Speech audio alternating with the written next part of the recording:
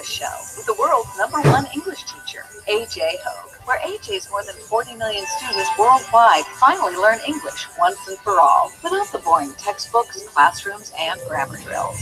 Here's A.J. with a quick piece to help you learn to speak fluent English effortlessly. Hi, I'm A.J. Hogue, the author of Effortless English, Learn to Speak English Like a Native. I teach intelligent and independent learners like you to speak English confidently. Go to effortlessenglish.com, effortlessenglish.com. Enter your email for my free audiobook and free email course. So a couple of years ago, I was in Vietnam. Last time I was in Vietnam doing a big event.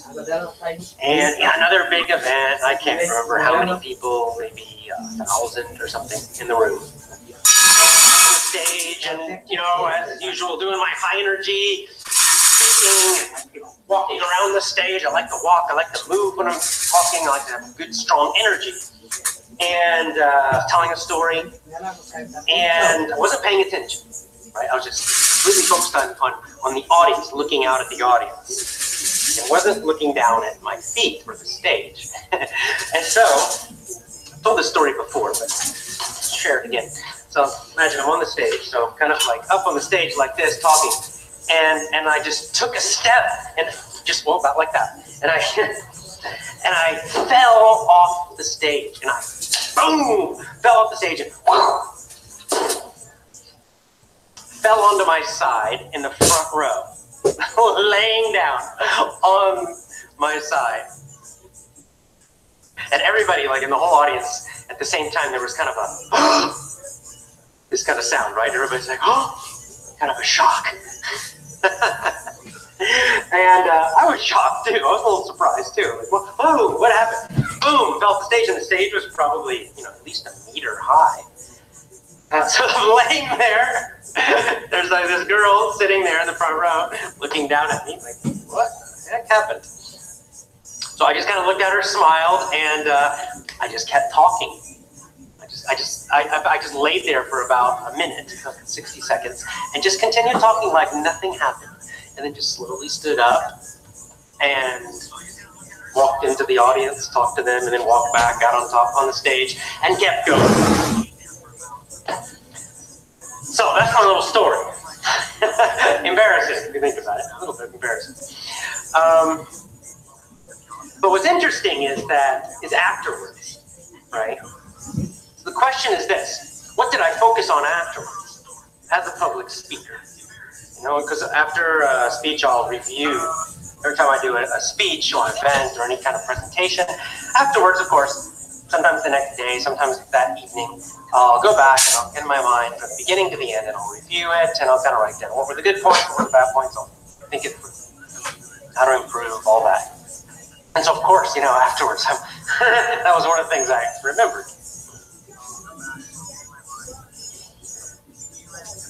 The reason I'm bringing this up is because I know that you, and indeed many, many English learners, have this question, or this battle, this fight of what to focus on.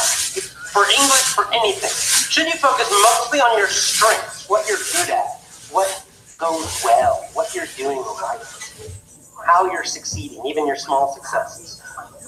Or should you focus on your weaknesses, what you did wrong, your mistakes, and then try to improve them? Now, of course, both things are useful, but the question is, which one should we focus mostly on? Which one should most of our energy be focused on? Which one will get us the better results, focusing on our strengths or our mistakes? Well, let's think this through. In my case, falling off the stage. Now, easily, I think a lot of people giving a speech, if they fell off the stage in front of the audience in the middle of their speech, and I don't mean just fell a little bit, I mean fell off and landed on their side and they're laying down on the ground. Oh, I think a lot of people would be super embarrassed by that. And afterwards, they would have just focused on that mistake or accident over and over and over and over and over again, focusing on it, thinking about it. Oh God, I'm so embarrassed. Oh, I can't believe I did that. What's the result of that? All that focus on a mistake or something bad or negative. What's it going to do? It's going to destroy your confidence, right? Because you're giving more and more and more energy to this embarrassment, to this mistake, whatever. And the more you do that, it will destroy your confidence. Will it make you a better speaker by focusing on that? No, not really. I don't think so. In my experience, it will not help you that much to focus on your big mistakes again and again and again and again. It doesn't help you. It hurts you because it destroys your confidence, and then it destroys your motivation, and it creates all this fear. Because then you start creating all this fear that, oh my God, next time, what if I make another big mistake? What if I fall off the stage again? What if I do something even worse? And then the nervousness comes in and you become a worse speaker. You get worse, not better. So what's the alternative? What I did is I just laughed and I forgot about it. I mean, I did it in 1 minute time, I just forgot about it. In 1 minute, I sat there and there was probably just a few seconds where I was a little shocked like what happened. And I was trying to think, what should I do? And then I just realized it doesn't matter. No big deal. Everybody's still listening to me. Right? If I make a big deal and act embarrassed, then I'm going to make it worse. Instead, if I just pretend like no big deal and kind of ignore it, well, I did it. And a minute later, everyone had forgotten about it. And I just kept on going. Some people probably thought I did it on purpose to be funny or something. And that's fine, let them think that. But I laughed, I forgot about it.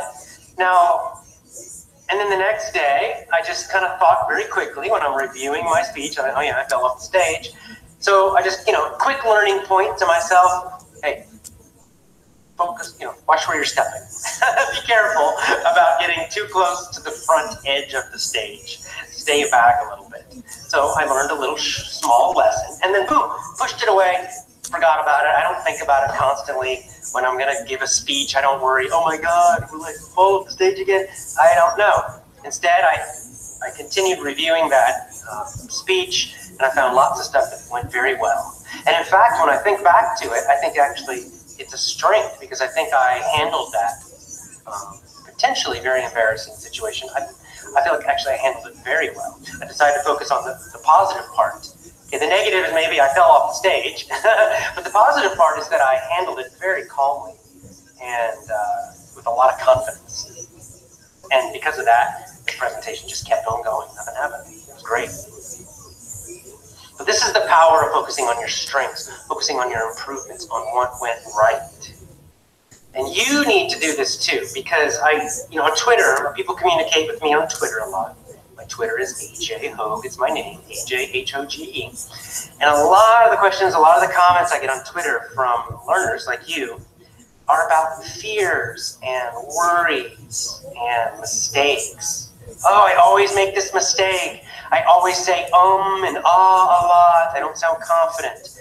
I always make mistakes with grammar. I always do this. And there's all this worry and all this focus on the mistakes and what's wrong, and what's wrong, and what's wrong. The weaknesses, the problems. Too much energy being focused on these things. And when that happens, does it get better? Do you improve when you do that? No, not really. You actually make it worse because you're killing your own confidence by focusing on the negative. Here's the thing about focus. Focus gives energy. Focus is mental energy, right? If I focus on my finger, I'm kind of giving a sort of mental energy to this finger, right? And I'm not giving energy to anything else around me. Focusing in my attention on this thing. And when you give your attention to something, it tends to get stronger psychologically. No, not my finger, but my noticing my finger certainly would get stronger, right? I would suddenly start noticing, oh, look at the size, look at this. Oh, I didn't notice this line. Oh, look at my fingernails are short. I'll start noticing a lot of things. I'll start learning a lot more about my finger by just focusing on it enough. Now, that's a silly example, obviously, because finger doesn't mean anything. But it's the same is true with your strengths and your weaknesses, with your mistakes and your small improvements, your small successes. When you focus on your mistakes, you're giving your emotional and mental energy. You're focusing it on that mistake. And when you do that, it tends to get bigger and bigger and grow and grow and grow in your mind. In your mind. It grows bigger and larger and stronger in your mind. So just like if I focus on my finger, suddenly in my mind, this image of my finger is actually quite large. Whereas if it's over here, I'm not looking at it. It's in my mind, yeah, there's the finger is super small. It's not, there's almost no attention. A little tiny image in my mind. But like this, now it's dominating my vision, right? It's much bigger now in my mind, in my perception. This is the same for any thought, or any emotion, or any experience or memory. When you focus on a memory, when you focus on an experience, or something that happened, or a weakness, or a thought, you are giving mental energy to it. You're making it bigger and bigger and bigger inside your mind. You're giving it more power in your mind.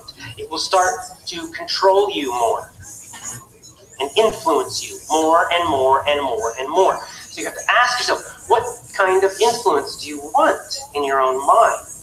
If you choose negative things, if you choose weaknesses, then you create an influence on your own brain, your own way of thinking, that will influence you to be weak, or to make more mistakes, or to have lower confidence.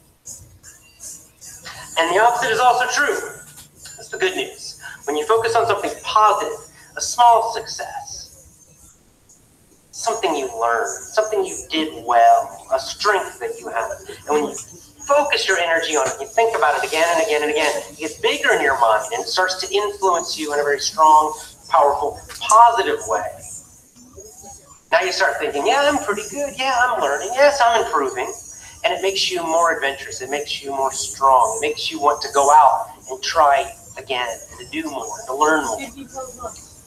So no, you don't pretend. You don't ignore your mistakes. You don't ignore the negative things. You don't pretend, oh, they didn't happen. But you just don't give them energy. Don't give them much energy. You give them a tiny little bit of attention just to learn what you need to learn. For me, falling off the stage, I did not need to give a lot of attention to that. It would have just destroyed my confidence. All I had to do was just a very small amount of attention. Oh, be careful at the edge of the stage. Right? Right? Important lesson learned. Now I forget it. It's gone. No, don't give it any more energy. On the other hand, the fact that I was having a great time and that my mood was really good, and that I was really great with my gestures, for example, and that I told a good story, and that I was emotionally connected to the audience, that my voice was strong, that I handled that problem, falling off the stage, that I handled it so calmly and confidently, and in such a relaxed way. I focused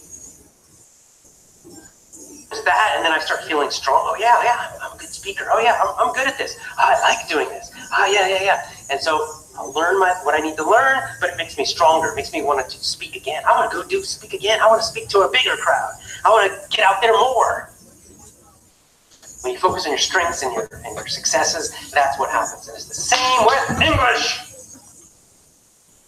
Okay, because I know you're worried, oh, what if I make a mistake, a grammar mistake? What if I say something they don't understand me? What if I don't sound confident? You worry about all these negative things. If you're making them stronger by focusing on it. Just forget it. Doesn't matter. Just say, yeah, okay. My pronunciation kind of sucked in that conversation, so I need to practice it a little bit. And then push it away. That's all you do. You learn something from a problem, and then you push out, and just push it away. Don't think about it anymore. Start focusing on what's good. You must also tell yourself, well, what was good? Well, it was good that I talked to them. And I actually spoke English. It's good that I understood most of what he said. It's good that I had good eye contact.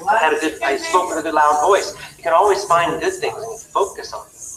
You give them more power and then make it stronger and stronger.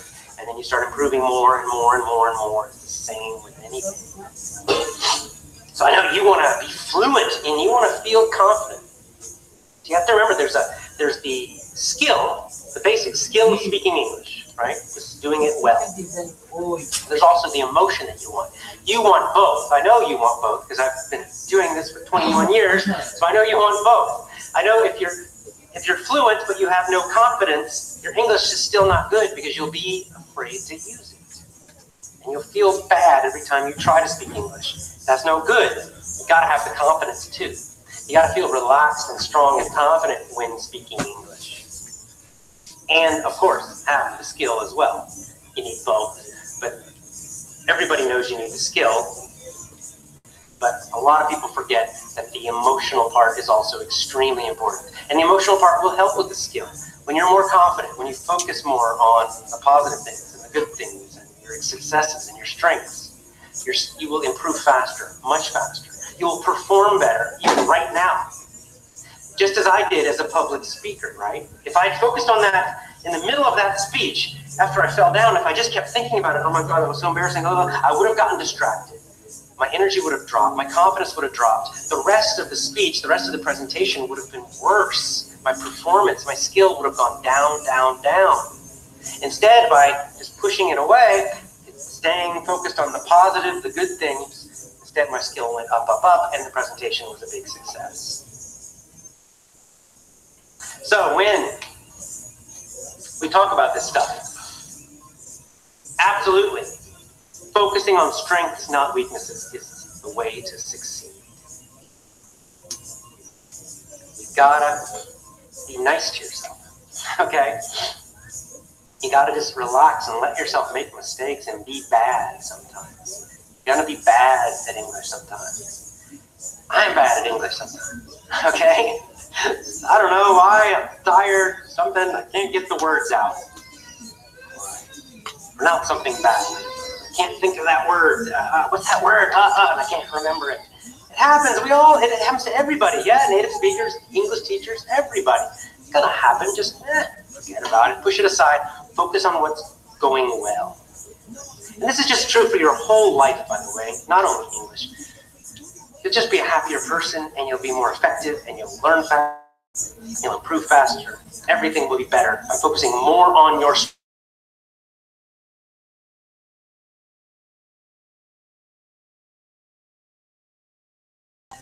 So, that's your assignment. Other news, Effortless English News. Where have I been for the last several months? This is the first show, Effortless English Show. You can see it's Christmas time. There's a nice Christmas tree in the background. Let's get some more light.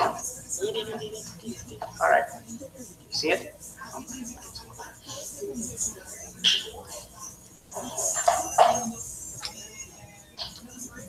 So anyway, I have taken a break from the Effortless English Show for a while.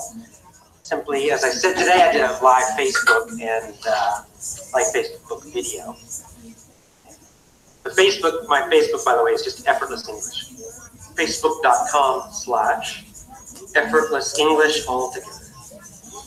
So sometimes I do live videos and answer questions on Facebook. So I did that today, and as I was tell you the same thing, I've been going just because I haven't had any good ideas, honestly. I've had some things going in my personal life with my family I have to put a lot of energy into for now. I started doing jiu-jitsu, and that took a lot of energy for a while. And also just, I don't know, didn't have any ideas, so taking a break. I'm back now. So the Effortless English Show is back. Hope you enjoy it. More shows are coming soon. Enjoy Christmas. If you celebrate Christmas in your country, enjoy it. I think we all celebrate New Year, so certainly have a great New Year's celebration. And we're going to start the new year with power, right? By focusing on your strengths. All right. As always, go to effortlessenglishclub.com. effortlessenglishclub.com. And hi, I'm AJ Hogue, the author of Effortless English, Learn to Speak English Like a Native. I teach independent, intelligent, motivated learners like you to speak English powerfully. Go to effortlessenglish.com, effortlessenglish.com, enter your email for my free audiobook. I will give you my audiobook free. Enter your email at effortlessenglish.com. All right, time for our first Effortless English show of 2018. I am talking to you from Indiana in the United States. Pronunciation. Let's talk about pronunciation. Talk some more about pronunciation. Now, we all agree pronunciation is important. Why? Why is pronunciation important? Well, for the simple reason that we need to be understood. No understanding, no communication, right? You can know a lot of grammar. You can know a lot of vocabulary. But if your pronunciation is terrible, people will not understand you. Therefore, your grammar becomes useless. Your vocabulary becomes useless. So we absolutely need good pronunciation.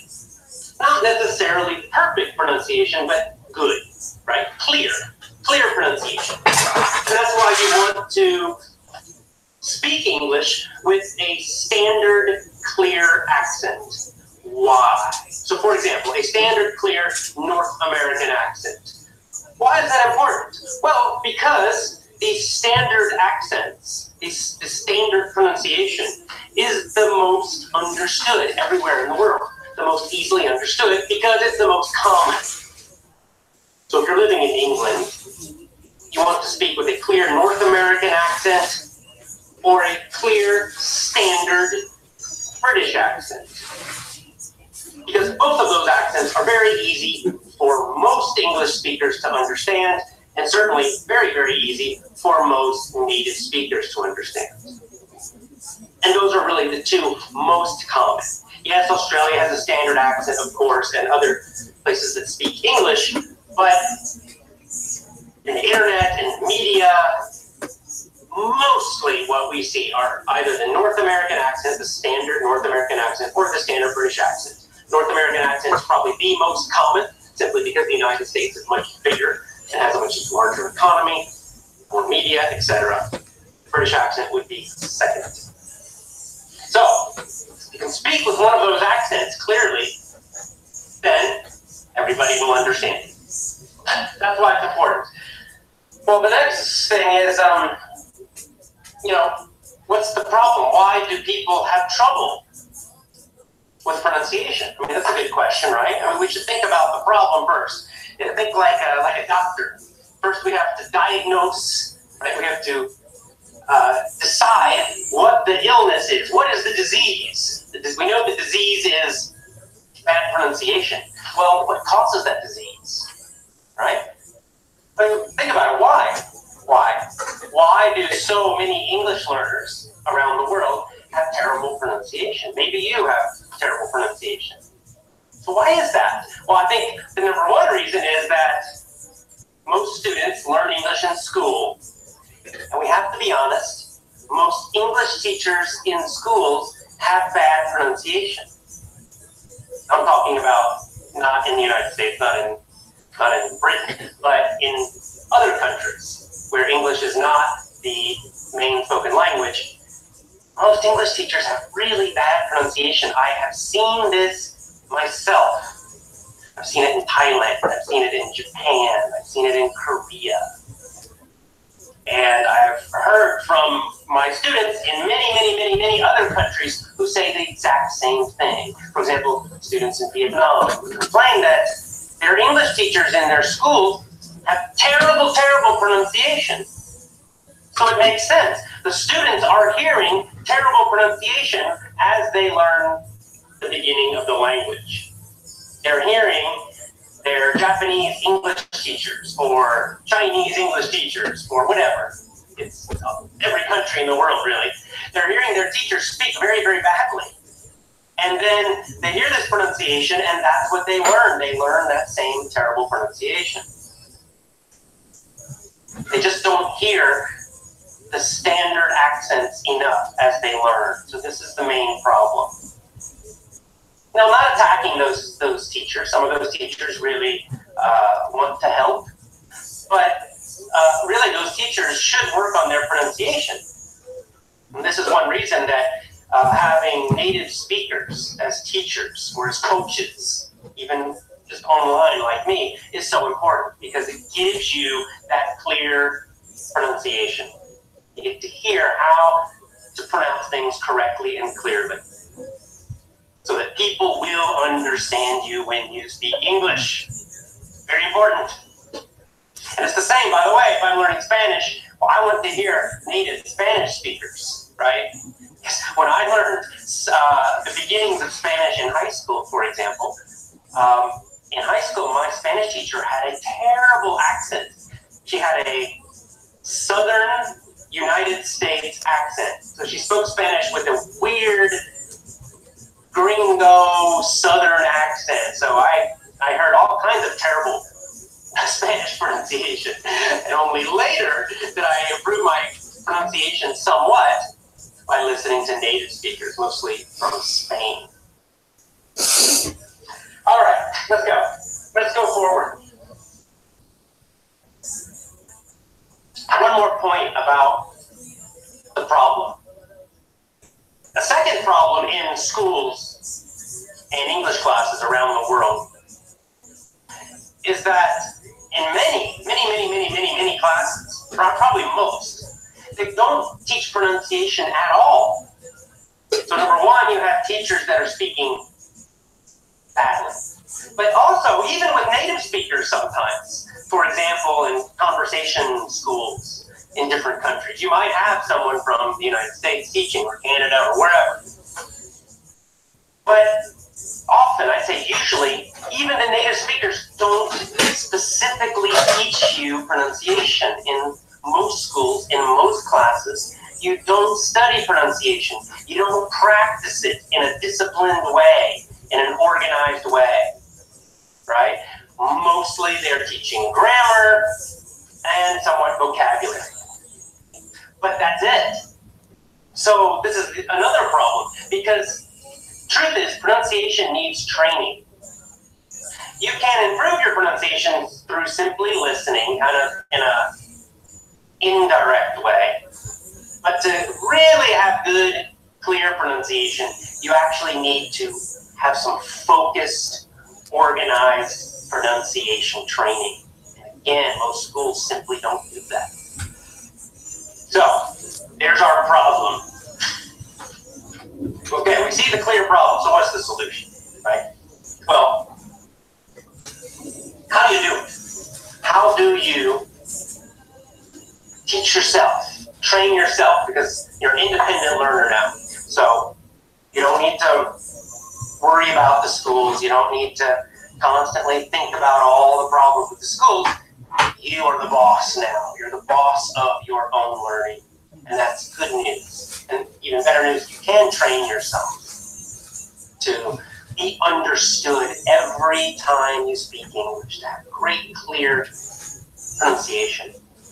And that gives you a lot of confidence when you speak, when your pronunciation is very clear. And other people, they will look at you differently.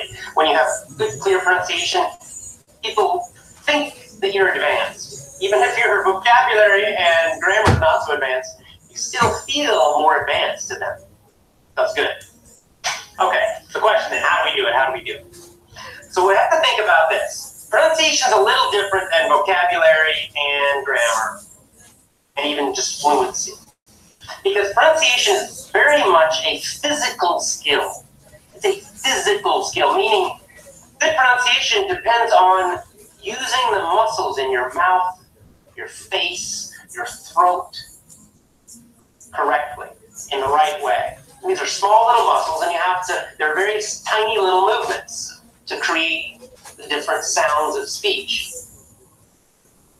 And so when you're trying to pronounce things differently in English, in a different language, you've got to train those muscles in your face and throat and mouth and your tongue, all of that. You've got to train those muscles.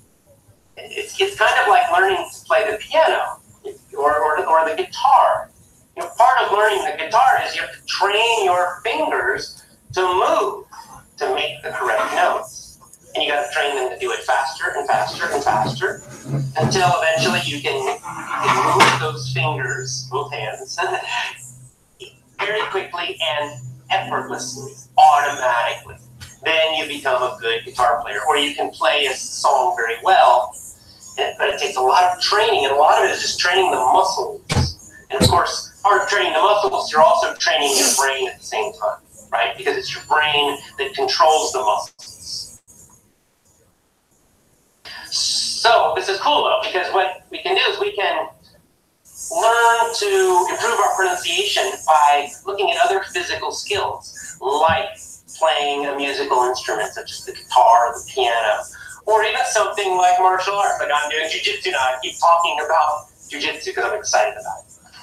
But it's the same thing, jiu-jitsu. When we're fighting wrestling and jiu-jitsu, there are certain techniques, and they have several different parts.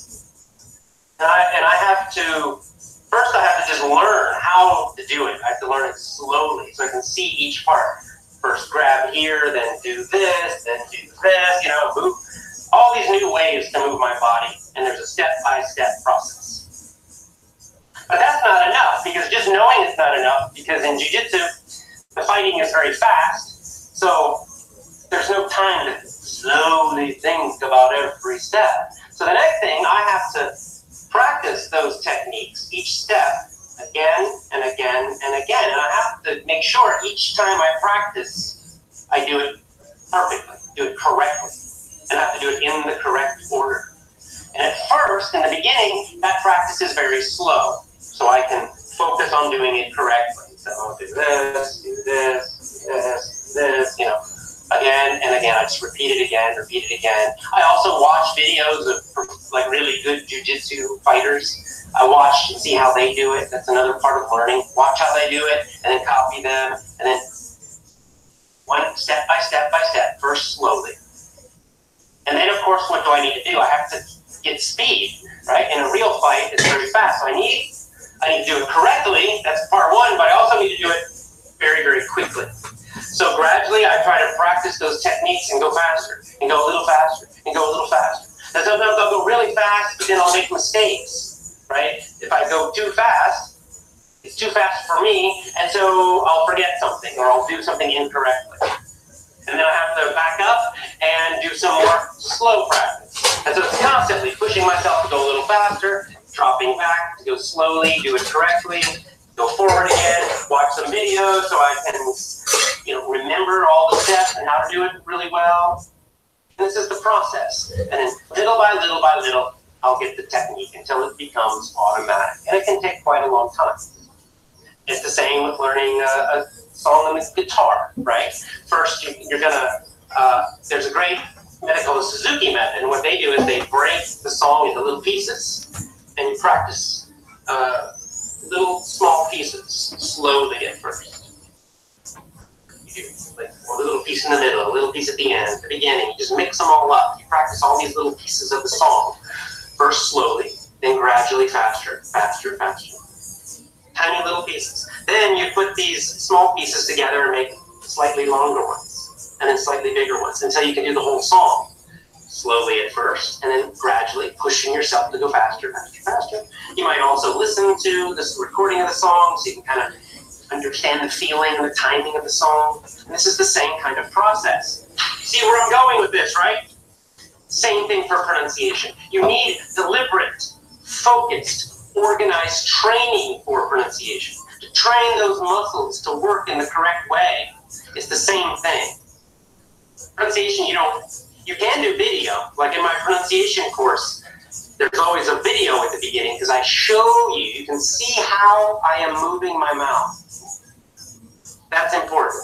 So you do that. And then you also, of course, listen. That's the first part of it. Learning the technique. I explain what to do with your mouth and tongue and muscles, all of that. I also give you some things to think about, because sometimes it helps if you have like a little coaching thing to think about to help you do the correct things with your muscles. Then what's the next step with pronunciation training? Well, of course, the next step is then to do it slowly. Break it into smaller pieces that are easy to practice. So maybe in the beginning, that's just one sound. It's difficult. Like or I, or the R sound, or the L sound, And then you'll do a little bit bigger piece. So syllables or short words.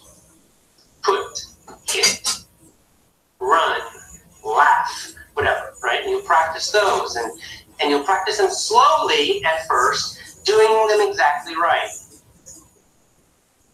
And then what do you need to do next? Of course, then you got to get more speed with those small pieces. So you practice them faster. Sometimes when you go fast, you'll make mistakes. So then you have to slow down again. And you keep pushing yourself back and forth until you can do these small pieces, words or short phrases, quickly and naturally at normal speed.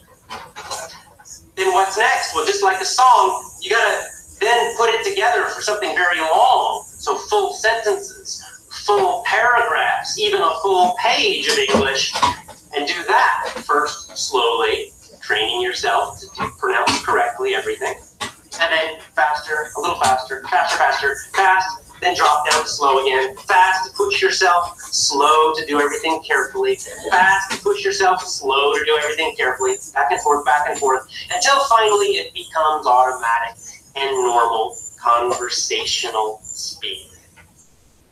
That's how you train yourself to have great English pronunciation. That's how you do it.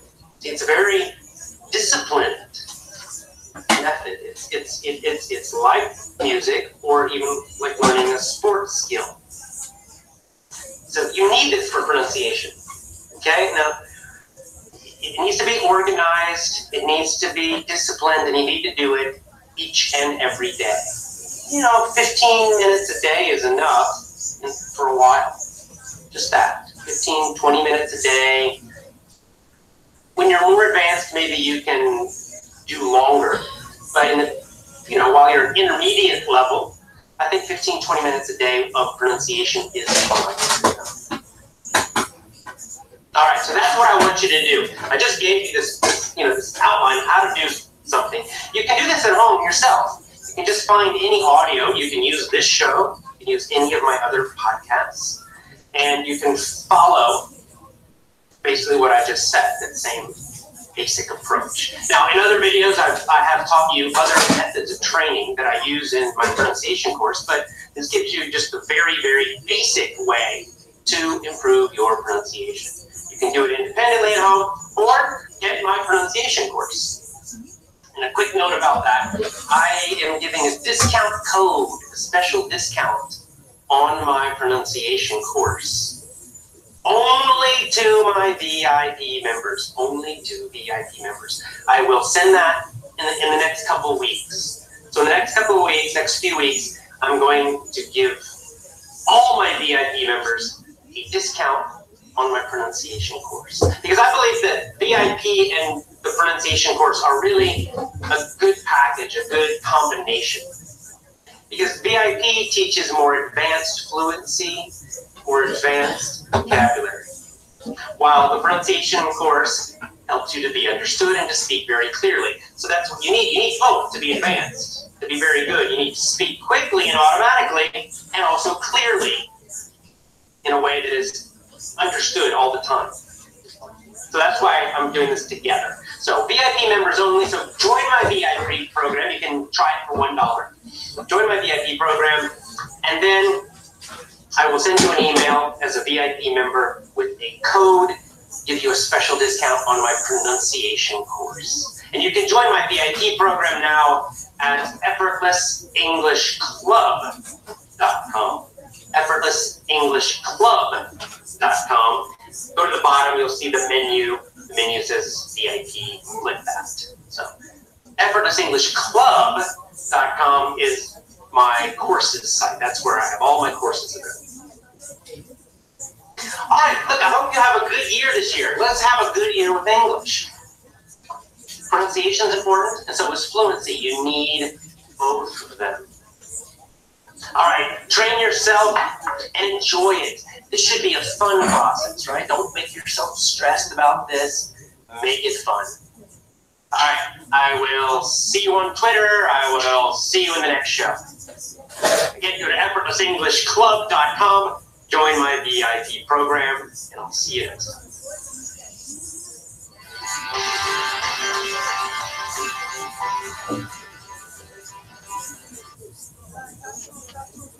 Hi, I'm AJ Hogue, the author of Effortless English, Learn to Speak English Like a Native.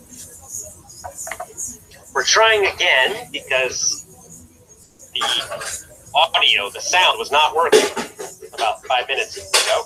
We're trying again. As I was saying, I'm very excited about the new pronunciation course. The new pronunciation course was recorded actually at the beginning of the year. And for the past year, people have been asking me, AJ, when will it be ready? When is the pronunciation course coming? When is it coming? And I keep saying, soon, soon, soon. It's coming soon. It's coming soon. Well, finally, it's here. Next week, I will send an email. I will send you an email with a discount code. It will be a discount code. You will use the discount code. You'll get a big discount on my pronunciation course. Now let's see if people can hear me. Please type in the comments, can you hear me? We are live on Facebook right now. Can you hear me this time? Please, can you hear me? I hope it's working. I'm just going to wait 1 minute to see if audio is working. Make sure people can hear me. Now, pronunciation is very, very important, as you know. People can hear me. Yes, good. We discussed in earlier videos that if you don't have good pronunciation, there are many problems that can happen. You might have a lot of vocabulary. You might know a lot of words. Maybe you know a lot of grammar even. Maybe your spoken grammar is great. But if people can't understand you, you will not communicate well, unfortunately. And there's actually something else that's, I don't know, unfortunate. It's not fair, really, but it's true. And the truth is this. When your pronunciation's not good, sometimes other people will become very frustrated with you, annoyed with you. They will seem unfriendly, right? Because they can't understand you or because it's hard to understand you. And so, you know, they get that face like they're irritated. What? Huh? Huh? And they say, what? Huh? And they look annoyed. They're not patient. And you can feel very bad when you're speaking. You're trying your best to communicate. You feel you're doing well, but the other person, they get that face, that attitude. And, you know, some people, they ask me, you know, oh, do they hate foreigners? Are they racist or something like that? And that's not it. The truth is just this. It takes a lot of energy to understand someone with bad pronunciation. That's just the truth. I mean, even for me, now I'm used to lots of different accents. I travel the world a lot. I'm teaching you guys. I'm used to hearing lots of different accents. So I can understand a lot of different accents. I can understand even very bad pronunciation fairly well, usually. But I'll be honest that sometimes if I'm tired, if I have a long day and I'm tired, or maybe I have some problems, I'm stressed, and then I'm trying to listen to someone speak English and their pronunciation's very bad. Oh, it takes so much energy. It can be so difficult. And I try to be patient because I understand it's difficult for them. But lots of normal people, they just won't be patient, right? They'll get kind of annoyed with you. They'll seem like they're unfriendly because of it. It's not, they don't hate you. It's nothing like that. It's just maybe they're tired. Maybe they're having a bad day. And they need a lot of energy to understand someone who has a very different accent or whose pronunciation's not good. Now, the good news is the opposite is also true. When your pronunciation's very clear, very good, when you have a nice, clear American accent, for example, other people, they will be more patient with you. They will instantly feel an easier connection with you. The reason is simple. It's just easier for them to communicate with you. requires less energy. And the closer you get to that clear accent, clear pronunciation, easier the communication comes, and they feel a little bit more of a connection with you. So that connection, that respect happens more automatically. And also just more practical reasons, just very practical. They will understand you instantly, so you communicate very easily what you need, what you want. And that's why pronunciation is so important. You know this already. Yes, I know. So, my pronunciation course is coming. It's going to open October 14th. 1-4. October 14th, I will send you an email with a discount code. It's a very nice discount. You have to use this code. Now the code will end. The code will finish. The discount will expire. I believe it's 5 days. 5 days. After 5 days, the discount is finished. You must pay the full price. The full price is much higher.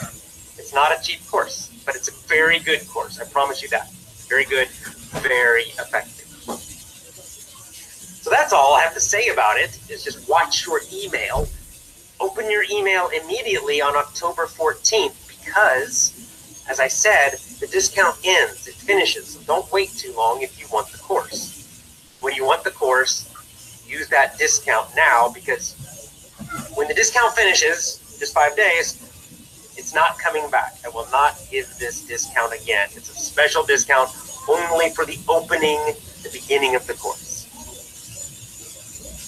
Okay, so that's all I need to say about that. Really, this webinar is to answer your questions about the course. So that's why I'm here. That's why I'm live. So I'm gonna put on my reading glasses, and I'm gonna read your comments and answer questions. Okay. I'm gonna also ask my wife for some water. Can I get a little water? Thank you. Okay. All right, here we go. I have a lot of memories of each of those lessons. How do we pronounce oasis correctly? Oasis. Oasis. Hugs from Brazil. Hello, Lucia. Is it Lucia? Lucia, I'm sorry. Hugs from Brazil. Hugs to Brazil. Lots of effortless English members, fans in Brazil. For this reason, I need to visit Brazil, I think. Okay. Drink some water while you, Olga asks, how to not be shy when speaking and using the pronunciation course. A few ways to do this. When you're using the pronunciation course, there's a lot of speaking practice in this course. You can imagine, right? Every day you're doing speaking practice, you're practicing copying my pronunciation, you're doing different techniques. And so how not to be shy? The question is, how can you not be shy? Well, number one, when you start doing this, do it alone. Go into a room, close the door, lock the door, so no one else can see you, no one else can hear you. No need to be shy. Then, when you're practicing the course, when you're doing the lessons every day, be sure to use a nice, loud, strong voice every time. You have to train yourself, teach yourself to speak in a loud, strong voice with English. Now, I know what you do, because I do it too. When you speak English, when you speak a different language, for me it's Spanish, you start feeling a little shy, and then your voice gets quiet. I have the same habit when I feel kind of bad about in Spanish or something, I'll get really quiet with my Spanish. That's not good. Then people can't hear you, right? Even if you speak perfectly, if your voice is too quiet, no one will hear you. And the same problem. People say, what? Huh? They get frustrated. That's no good. You got to practice. Teach yourself every day with this course, speaking in a strong voice. The other thing I like you to do is use your body. I talk about it in the course. The nice, strong shoulders back, all of that. You have a nice, strong body language. Okay, what does the course contain? Good question. Does it contain stories, audio imitation, a brief idea on the sets, please? Okay, yeah, good question. What's in this course? This course is different than my other courses. Very different, actually. In fact, one reason I never did a pronunciation course before was honestly for many years I was not sure how to do it. People ask me for pronunciation, or people have been asking me a long time, AJ, can you make a pronunciation course? I said, oh yeah, and later I will. And the truth is I really didn't know how I wanted to do it. I listened to a lot of other pronunciation courses. I didn't like them. I don't like the way they teach it. It's not effective usually, and also super boring. So I had to think a long time and try different techniques until finally I made this course. So what does it contain? So it contains several units. I think it's 20 units, actually 23 maybe. We'll say 20. Now, each unit has two main parts. Part one is a video lesson. The video is important because I show you how to make the sounds of English, how to pronounce correctly. I actually show you with my mouth and with my neck and even my body language sometimes. I give you a lot of different tips, techniques to make the sounds correctly. Now, in a lot of pronunciation courses, they use, in books, they do drawings, and they're very confusing. They try to do a drawing of the mouth and the tongue position. And for me, it's very confusing. I can't ever, it's hard to figure out. It's hard to see what's happening. That's why video is important. You can just see. I kind of just, sometimes I even open my mouth and I show you with my tongue, do this, right? More important, you can see the shape my mouth makes. See how I'm using my mouth and my muscles as I make the sounds. And of course, I also explain to you what to do.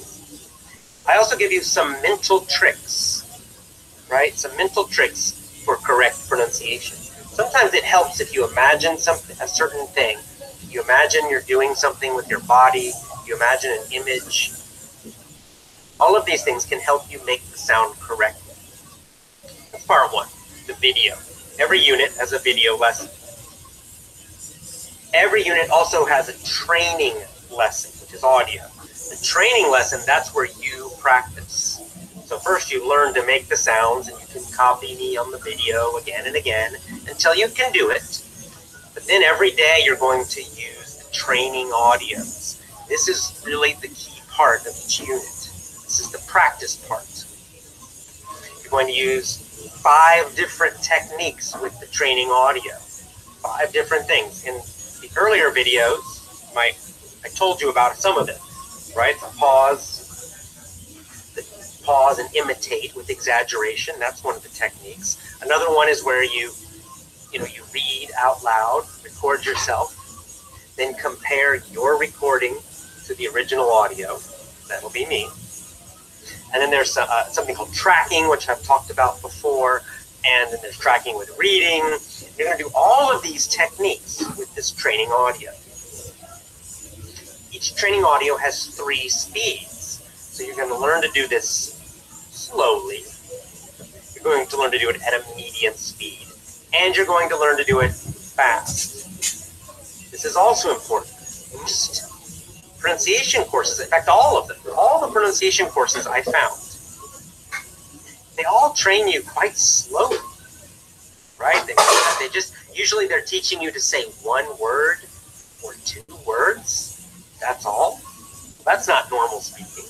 Normal speaking is phrases, sentences, paragraphs. So that's what we find in my training program.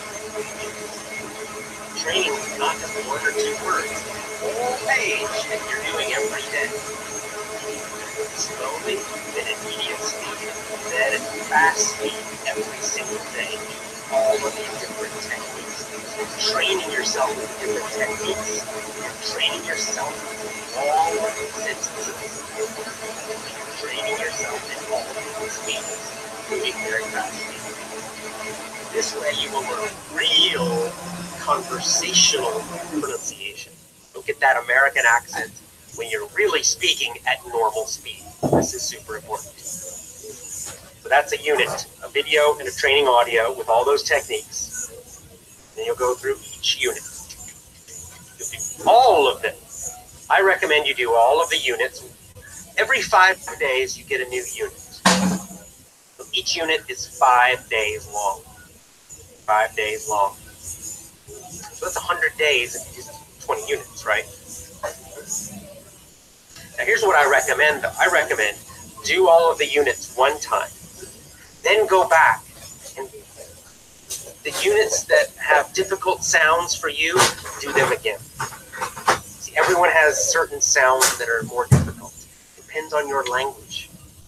For some people, you know, the R and the L sound, very difficult.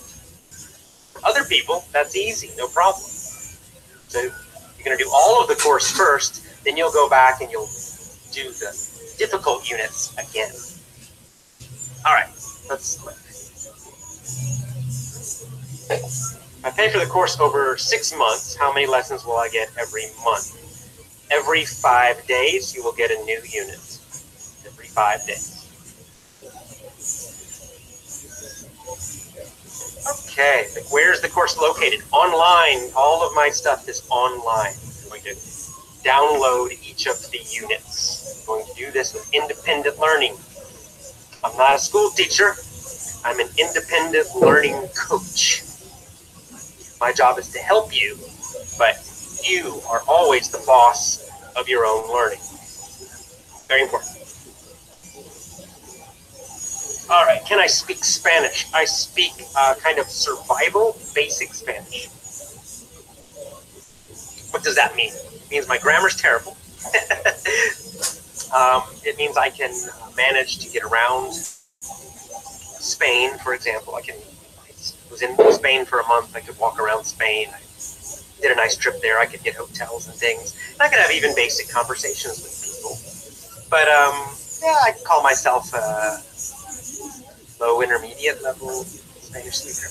But you know, for me that's enough. I really don't spend much time with Spanish, unfortunately. I focus all my energy and time on effortless English.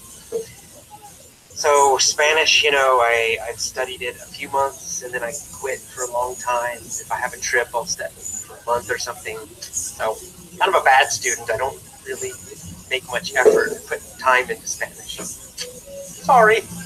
That's why you should never learn Spanish with me. Okay, let's see what we got. Hey, there's Julia. Hey, Julia. Hi, if I practiced your course, can I get a good score on the IELTS easily? Well, now IELTS, TOEFL, TOEIC, those kind of tests require several things. So pronunciation will help you on those tests. Well, at least the new TOEFL, it's called the IBT, not really new anymore, and the IELTS. They both have speaking parts.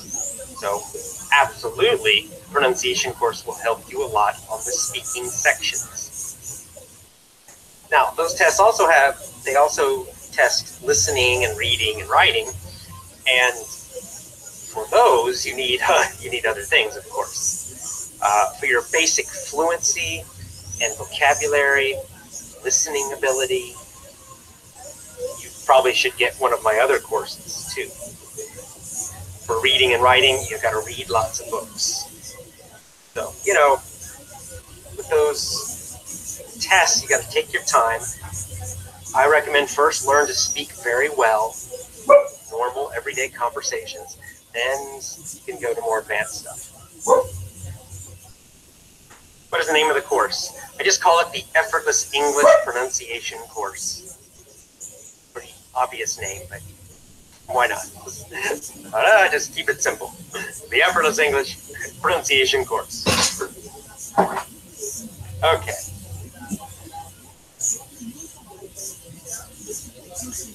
Okay, is the course free? It is not free. No, that's why I'm sending you a discount code in the email on October 14th. It's not free. But I'm giving you a very good discount. So use this discount code. I promise you, I will never give you this kind of discount again. It will end in 5 days. When it finishes, I will never do that discount again. Might get a smaller one later, but never this big one. One chance only. Okay. Okay, so I want to improve my listening because I can understand you so easily. Would listening to TV series from the U.S. would improve my listening? Yeah, it would. Now, I have a whole movie technique about using movies, using TV shows. So check my YouTube channel, check my website, because I check my book. I describe the movie technique in detail. Okay, how can you get the discount? The discount, you need to be on my email list. Go to effortlessenglish.com. effortlessenglish.com. Enter your email there. Then you'll be on my email list. October 14th, watch your email. Check your inbox, check your spam box. And when you see my email, open it. Inside there will be a discount code.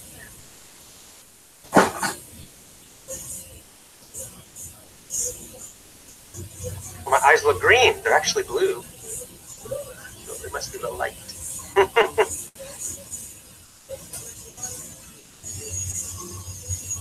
I can easily understand, but I can't talk very well. So that's fine, it's sort of a normal thing. You think about it, babies, for example, their listening always improves faster, and then the speaking comes later. This is normal, right? This is totally normal. All babies, their listening is good first, then the speaking comes later. Also with babies, it's normal that in the beginning, their pronunciation is very bad. I have 2 little baby nephews now, like 2 years old. They're starting to speak, just starting to speak. But their pronunciation is terrible, really bad.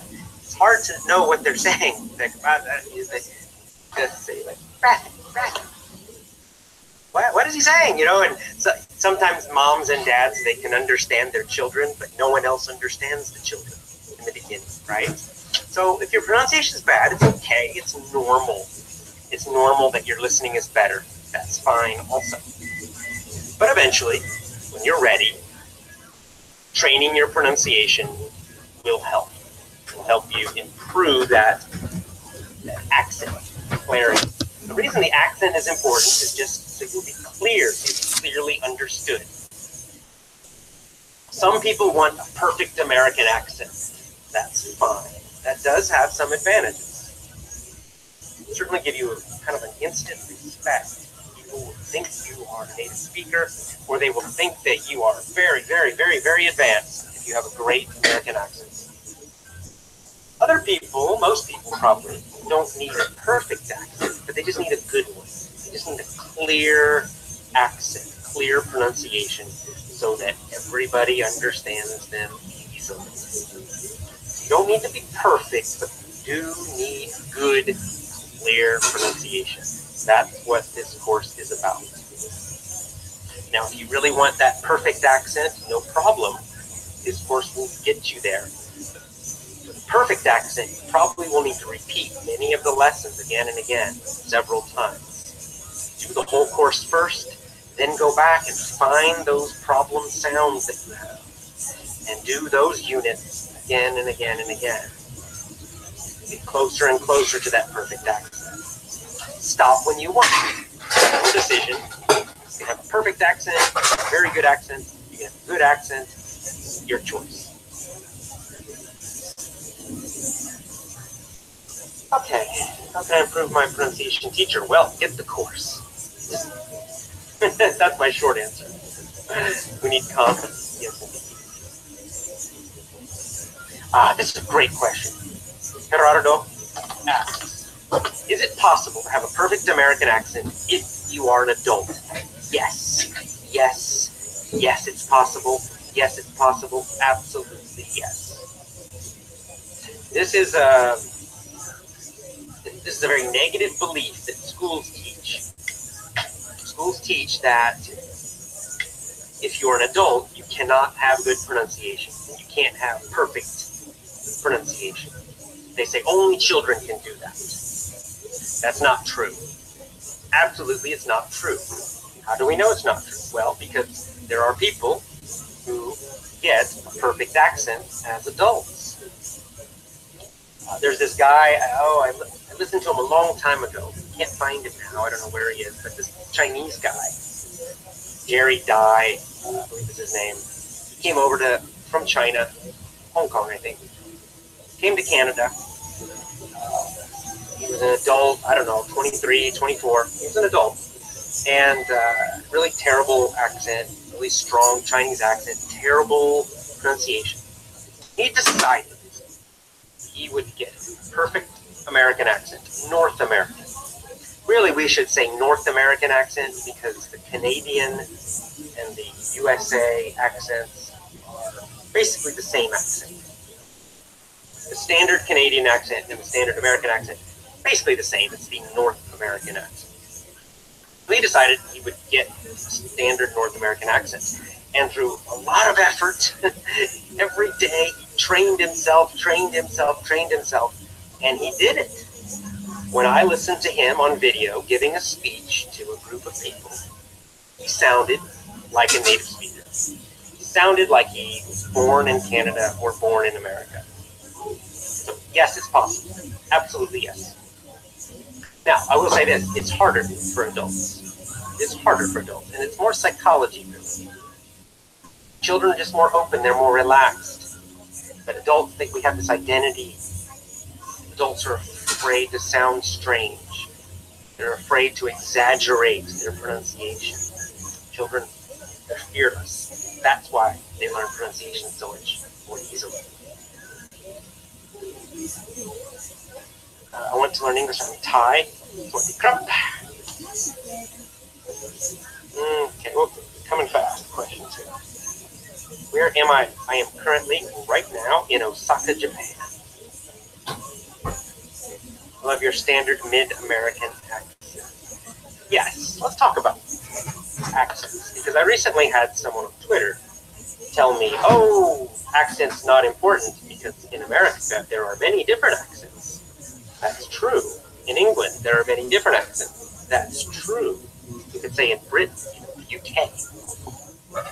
It's true there are many different accents. In America, we have a Southern accent, we have a New York accent, Boston accent, even other little smaller versions. Even Southern accent, you can break it into different ones. There's a Texas accent, there's more of a Mississippi, Alabama accent, there's a New Orleans, Louisiana accent, Cajun accent sometimes. So that's true, but you don't want to use those accents, I promise you. You do not want to learn a regional accent. Now, if you move to that part of the country, it's good to understand it, yeah, sure. If you go live in New York City, yeah, probably you need to learn to understand the New York accent for sure. But for speaking, it's always best to just learn the standard accent. Why? It's the most understood. It's the most understandable. Everybody in the world understands the standard American accent. This is one reason people tell me, AJ, you're so easy to understand. AJ, your pronunciation's so good. It's good. It's simply because I have a very standard American accent. It's the accent you hear on American TV shows, usually in most American movies, so you've just heard it a lot. That's why it's more understandable. It's the most popular accent because of media, because of movies and television. That's why. People have just heard it so much, they understand it. On the other hand, a Scottish accent, a strong Scottish accent from Scotland, can be very, very difficult to understand. Even for me, native speaker of English, someone with a strong Scottish accent, it's hard for me to understand them.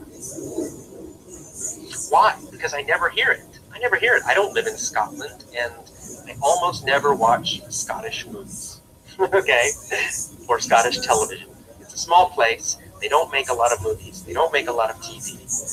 Most of us don't hear their accent very much. So that's why it would probably be a bad idea to try to speak with a Scottish accent. Most people would not understand you. In fact, even if you lived in Scotland, even if you moved to Scotland, I think it would still be better to learn a standard American or standard British accent. Why? Because all the Scottish people still understand that accent. All Scottish people understand the standard American accent. All Scottish people understand the standard British accent. So everybody will still understand you. But then if you travel to other parts of the world, everybody will still understand you. If you speak with a Scottish accent, that's fine in Scotland, but everywhere else, people won't understand you, or they'll have more trouble. So, standard accent is most important. Why do American people make fun of the Irish accent? What's funny about it? Do they make fun of the Irish accent? I don't know. Some people maybe make fun of it. I like the Irish accent. I think it's quite charming. Generally, I think that for native speakers, we like accents. They sound interesting. I like the British accent. I joke about it because the British can be a little bit serious, and they get serious and they criticize the American accent for some reason. I don't know why. But the truth is, I like the British accent. I like the Scottish accent. I find it quite interesting. I like the Irish accent. I love the Aussie accent, the Australian accent. Yeah, I don't know why. It just sounds it's kind of very charming and kind of very rough and tough sounding. So I like it. So I don't hate these accents. I don't hate them at all. But just for practical communication, what's most effective is to learn the standard accent. Standard American accent is the most understood because it has the most media. Hollywood is huge internationally. Right? All this massive, super big American media machine everywhere in the world. Everybody's hearing that American accent all the time. That's why it's the most common and the best one to learn. That's all. It doesn't mean it's better. It's just the most common and most easily understood, therefore.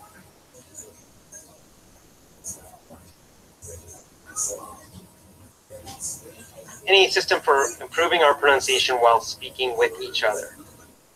No, not that I can think of. Quite honestly, you need to listen to native speakers. Pronunciation is all about hearing those sounds correctly and then, of course, making them correctly.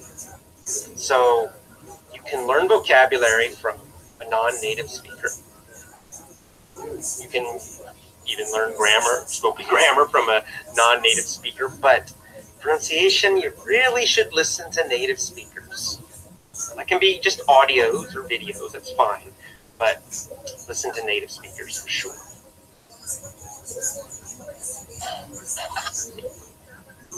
Okay, I'm going to take a drink of water very quickly. We've got a lot of people, 1,000 people, over 1,000 people watching live. Ooh.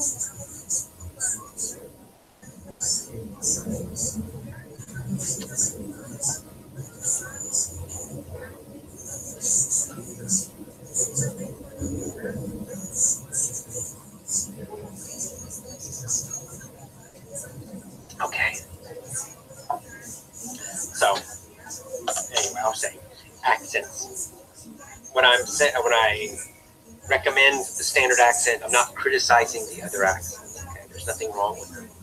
I mean, I grew up in the South. I grew up in the southern part of the United States. When I was young, I had a southern accent, and I lost my southern accent when I got older for different reasons. It's another story. But I love the southern accent, but I'm not going to teach you the southern accent because it just would not be helpful for you. It would not be helpful for you to speak like a southerner. As much as I'd love you to do it, for some southern pride, I would love for you to all speak with a southern accent, but I'm not going to do it. Hello from Poland. Hello to you. So I'll give a couple, if you have questions about the pronunciation course, a couple more minutes, and then I'm going. Time to go. It's actually late here in Japan. Time for me to go to bed. Just remember, October 14th, I will send an email with a discount code for my new pronunciation course. If you're thinking about it, you want that course, use the code and get it now. It will be the biggest discount I give. And it will end in only 5 days. And I'm just doing this because, I just do it at the beginning because you're already Effortless English fan. So when I open a new course, I like to give a discount. It creates excitement about the course. I want to encourage people to try it because it's new. The older courses, people can read about them and talk to other students. So I don't need to give discounts really. But I like to do when I first open a course, I give a big discount. But it's just going to be 5 days. And after that, pay the normal price. Okay.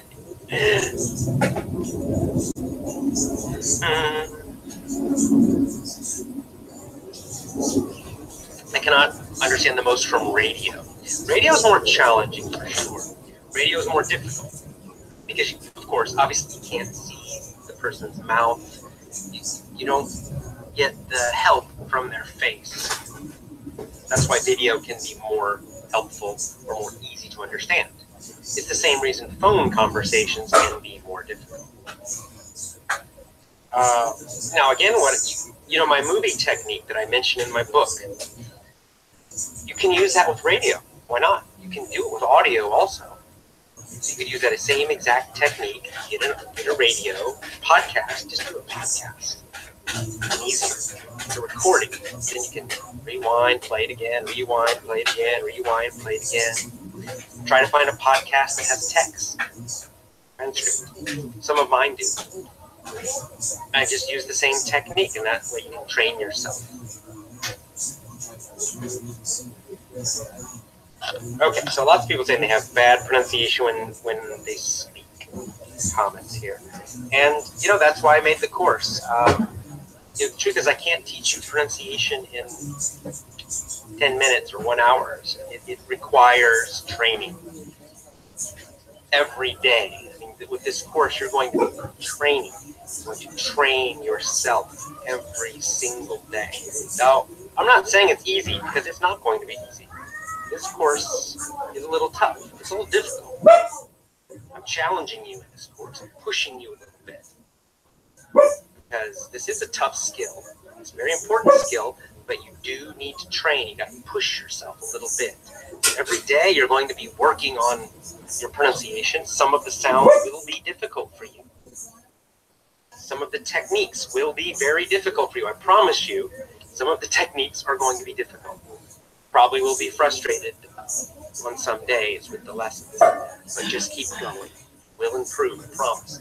You gotta keep going. You will improve. Your accent, your pronunciation will get better and better and better. So, now remember, when I say about effortless English, I always say this. Effortless does not mean lazy. It's not lazy English. Effortless is the result. It's the final result. After you work hard and train yourself, finally you will speak English effortlessly, easily, with a great American accent. But to get that result, you've got to work hard. And you are going to work hard in this course, I promise you that. So I'm not saying it's a lazy course, it's not. But if it's important to you, speak great pronunciation to get the course. Do it every day.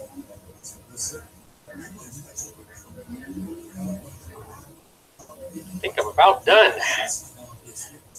All right, guys. Watch your emails. Okay, so sign up for the emails, effortlessenglish.com, if you're not on my email list already. And I will send you an email on October 14th.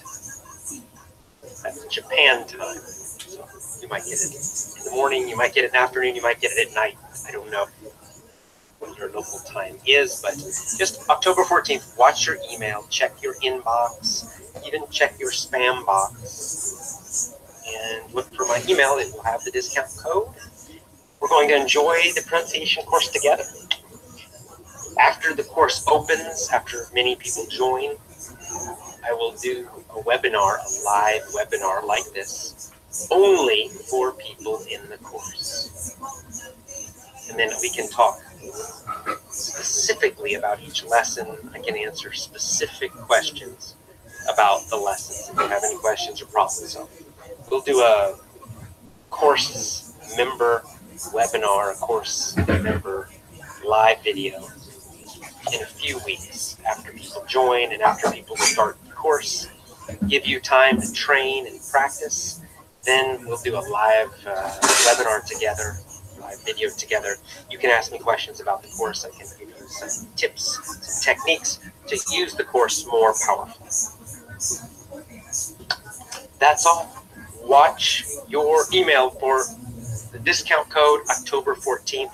Use it immediately because it will finish in only 5 days. Thank you so much. Lots of love to you. I appreciate you coming on here. Appreciate you asking questions. Everybody who left a comment or a question, thank you so much. Sorry I could not answer all of them. But hey, we'll do it again. If you join the course, when you join the course, we'll do another live one. You can ask me more questions then. Thank you so much. Bye. Welcome to the Effortless English Show with the world's #1 English teacher, AJ Hogue, where AJ's more than 40 million students worldwide finally learn English once and for all, without the boring textbooks, classrooms, and grammar drills. Here's AJ with a quick piece to help you learn to speak fluent English effortlessly. Hi, I'm AJ Hogue, the author of Effortless English. Learn to speak English like a native. Go to effortlessenglish.com, enter your email, and get a free copy of my audiobook. effortlessenglish.com. Job interviews. Ooh. Tough. Scary. Stressful. Job interviews, in many ways, are similar to public speaking.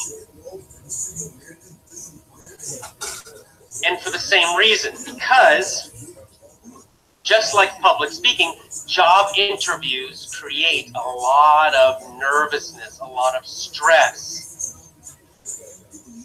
And just like with public speaking, when we get stressed, when we get nervous, our communication ability, our speaking ability, even our thinking ability, they all get worse.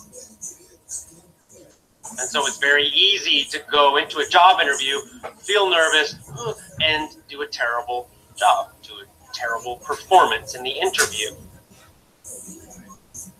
Now, in many ways, job interviews can be even more stressful because if you're interviewing for a job, it means, well, you need a job or you want a job. And so because of that desire for the job or that need for the job, you can have even more pressure and even more stress for yourself.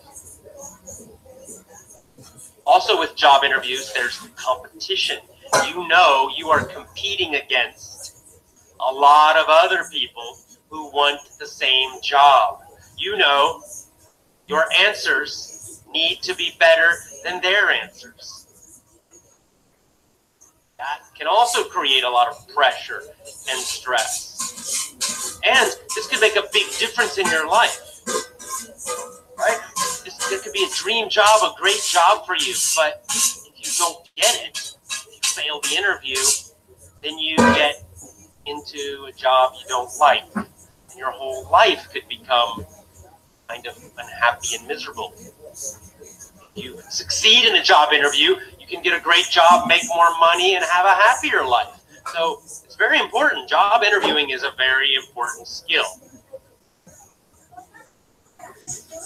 I remember, I'd say my first serious job interviews. I was graduating from university, which already creates some stress, right? And I realized, oh, I need to get a job.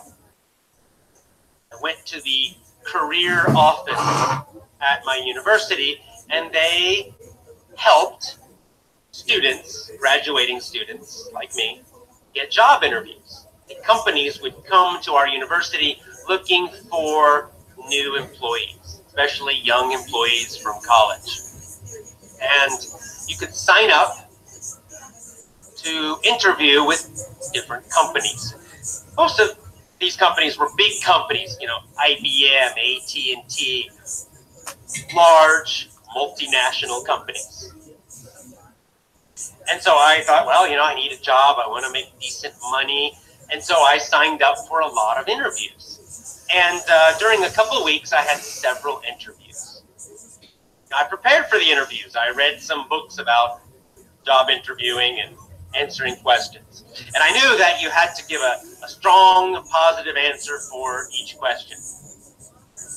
And I knew what the common questions would be. We all kind of know some of the common questions. 2 examples. What's your greatest strength? What's your greatest weakness?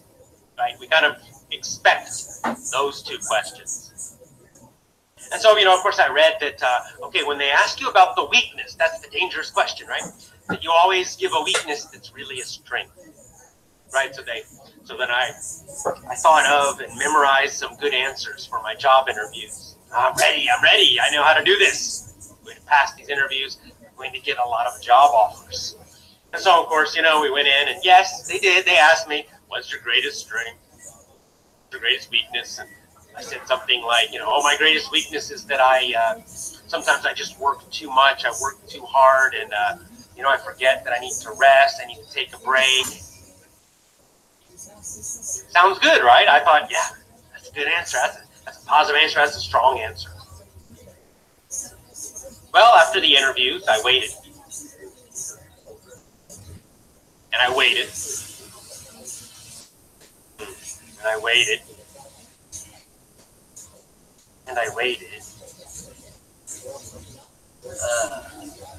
And I waited. And I got 0 job offers, 0 second interviews. Nobody wanted me. But my answers, they were so good, right? Wrong. Terrible. My answers sucked. Because here's the thing. Every other person was doing exactly the same thing. Everybody gives the same kind of answer to those questions. What's your greatest weakness? Oh, my greatest weakness is that I'm just so awesome. Right? That's basically what that answer says. It's bullshit. It's just a bullshit answer. And bullshit means something that's not true, that's kind of a deception, a lie, not useful. All of that together is slang word bullshit. One of my favorite slang words. My answers were bullshit. Because the truth is, I was not a super hard worker. I was just telling them what I thought sounded good. I didn't even have much job experience at that point. I was bullshitting. To bullshit, using it as a verb, is to lie, to say stuff that's not true, usually to make yourself sound good. I was bullshitting, and so do most people in job interviews. Most people in job interviews, they're just bullshitting the whole time. Blah, blah, blah, saying the same kind of answers to try to sound good. So you have to think of this. You have to reverse it. Imagine you are a job interviewer. See, I understand this now because I'm a business owner. So now I hire people to do jobs. So now I'm on the other side, and I can see, oh my God, there's so much bullshit. All these people, they're just, they're all telling me the same crap. I know it's not true.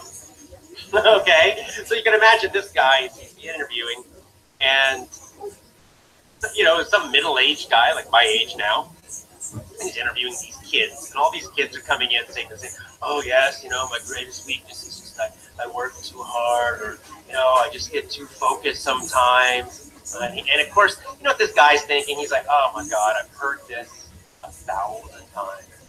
Same answer every time. Right? And he's thinking to himself, oh my God, you know, they're all the same. He's hoping for one person to walk in that door real. That's the first thing he's looking for. He's going to be real and open and direct and confident. That's what he's looking for, not bullshit. But how do you do it? How do you do it? Well, it took me many, many years to figure out how to be good at job interviews. It's a big topic, so I'll do more shows about this topic because it's a huge topic. In our Business English Conversations course, we have a whole unit, a couple units about job interviewing. I recommend that course, by the way. We also talk about job hunting, how to find great jobs, how to do resumes that are great. Lots of stuff. Business English Conversations, an S at the end, businessenglishconversations.com. So, okay, in future shows, I'll tell you how to get some good specific answers to questions. So let's talk about the big picture first, the big general idea. What is a job interview? What is it exactly? How should you think of it? I'll tell you. You should think of a job interview as a sales presentation. Sales presentation. You are selling yourself. You are giving a presentation to sell yourself. What do all good salesmen do? They persuade. They know how to persuade. They are persuasive. Let me tell you now, because I know how to sell now, because I had to learn it with my business. I know how to do it well. The number one thing you need for selling is understanding. You have to have a deep understanding of the person you're selling to understand what they want, to understand their needs.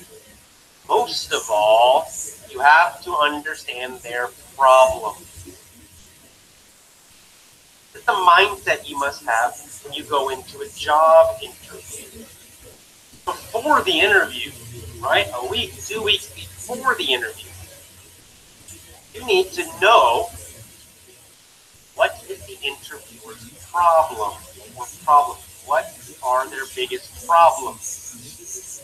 And how can I help solve them? If you don't know that, you're not going to do well in the interview. You've got a very low chance. If you do know that, you can answer it well, you've got an excellent chance of getting a job offer. Let me tell you, every hiring manager has problems. How do you find out about the problem? You contact them before the interview and you ask them. So many people that are afraid to do this. In job searching, they just do the same thing as everybody else. Send in my application, send in my resume, and then wait and pray. And then when they finally get an interview, they do nothing. They just wait for the day. Oh, I hope I do well. That's crap. That's not what good salesmen do. Good salesmen research first. You have to understand the company and the person interviewing you. What do they need? What are their problems? You must know this. So how do you do it? Well, this is a great way to be different so they notice you. There maybe have hundreds of people sending resumes. You need to be different. You need to stand out as different and better. One way you can do it is by showing them are interested to find out what they need, what they want, what are their problems. You write them, or you call them on the phone, and you say, "Hi, my name is AJ. I'll be interviewing with you next week. Before the interview, I would like to just know a little bit more about the position. If that's okay with you, I especially like to know, just what are you looking for? What problems are you hoping to solve? What problems have you had in the past with people in this position?" Now, I guarantee not everybody will answer. Some will say, "Well, I'm sorry, I can't answer that now. You have to wait for the interview." fine, whatever. At least they'll remember your name, though. They'll still know, oh, that's the person who called me, who made an effort. Right away, you have an advantage over everybody else, even if they won't answer the question. But still, after you call, I would write. Or maybe write first and then call. Don't just do it once, okay? This is another thing that good salesmen know and good marketers know, okay? It's never one time. That's why when you, for advertising, right? Let's say Coca-Cola, huge, massive billion-dollar company.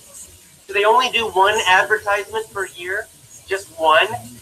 Right? They just on the big, like say the Super Bowl in America, they show one advertisement and then everybody goes and buys Coke. Of course not. They know that they need a campaign to sell people Coke, convince them to buy Coca-Cola. They know they need a lot of repetition. They're going to show lots of ads every day, on newspapers, billboards, television, radio. You need to be the same in your job search. So you write them first. I'd like to know more. What are your problems? What are you looking for with this position? What kind of projects will I be working on? That kind of stuff. Write them a couple times before the job interview, asking those questions. If they say, I'm sorry, I can't tell you, then write them back. Say, okay, I understand. I'm just trying to understand a little more about your needs because I want to be sure I'm a good fit for you, that I can help you so that I'm not wasting your time in a job interview. Again, shows that you are concerned about that. And then, of course, you try calling. Same thing. Now, some hiring managers, some interviewers will answer you. They'll give you some information. Ooh, that's good. Now you know what they're looking for. Now you know what their needs are. Be more persuasive. See, the whole thing is, the basic idea is this. Most people, when they do a job interview, are thinking about themselves. They're focused on themselves. It's all me, me, me, me, me, me, me. I want a job. I want more money. My strengths are this. This is why I'm so good. I. That's what most people do in a job interview. Me. I. That's bad selling. Bad selling. Great selling is you. A great job interviewer is focused on helping interviewing, helping the company, contributing, solving problems. And so you focus on them. Even during the job interview, you need to politely be the director of that interview so that you're focusing on them. Even in an interview, they say, what's your greatest strength? Most people just answer blindly. Oh, my greatest strength is I work hard. That's a terrible answer. Here's a better answer. What's your greatest strength? Well, I'd like to answer that question, but I'd like to know a little more first about what skills and strengths are you looking for in this position? What strengths do you feel will contribute the most to this job? Answer with a question. In a job interview, most of them will then give you something. Well, actually, we're looking for someone who can think fast and make decisions. Now you really give them a great answer. You say, oh, you're looking for someone who can think fast and make quick decisions. Well, in my last job, I was very decisive. I had to make decisions about our budget. Right, whatever, right? See the difference? Answer blindly just about me, I. It's a weak answer. It's the same as everybody else. But instead, if you ask the question, what are you looking for? What strengths would best serve this position, this job? Something like that. Now you learn something about them, and then your answer is focused on How can you help them? This is a critical, super important mindset change. You must do this first. That's why I'm not teaching you a lot of questions and answers right now. That's later. You must first do this. You got to change your mindset. Not I. You. How can I help them? How can I help you, the interviewer? How can I help you, the company? What are your needs? What are your problems? What projects are you doing? What is your team like? How can I contribute to you and your team and your company? You. I understand you. That's what you want. That's who gets the job. You can show that you understand them. Even if you can show that you're trying to understand them. Like if you're a college kid, it's your first job, they don't expect you to understand business. They know you're full of a bunch of bullshit from school. No, it's all right. They know it. But they're looking for attitude. They're looking for how you think. They're looking for your mindset. And if you have a mindset of contribution, if you have a mindset of trying to understand them, trying to help them, trying to solve problems, trying to figure out what they're thinking and what they need, man, you will be so different than everybody else. You will get a lot of job offers. I promise you that. Just this mindset change, you will get so many job offers. And the more you do it, the more you get used to it, you'll get better and better and better. Like I said, this is what makes you different. This is the first thing. I'm going to teach you more in future shows, but this is number one. Not I, you.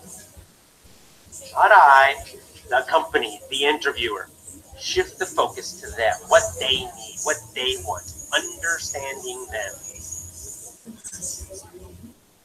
All right, so I know it's a challenging thing, job interviews, so I will talk more about it. It's another big topic. We've got some big topics in this 40 in 40 project. Writing is a big topic. Freedom of speech and media propaganda is a huge topic. Public speaking is a big topic. Pronunciation is a big topic. So movie technique lessons, those are big topics. They all need several shows. Don't worry, I'm going to give you more in future shows. But right now, if you're thinking of job interviewing, think about that. Actually, anytime you need to persuade someone, convince them to do something, don't focus on you, don't focus on yourself, focus on them and what they need and want. All right, free text guides for every Effortless English show. Go to my blog at effortlessenglishclub.com. That's the blog. effortlessenglishclub.com. Go to the blog and get the free text transcripts of this show and all of the other 40 and 40 shows. See you soon. Bye.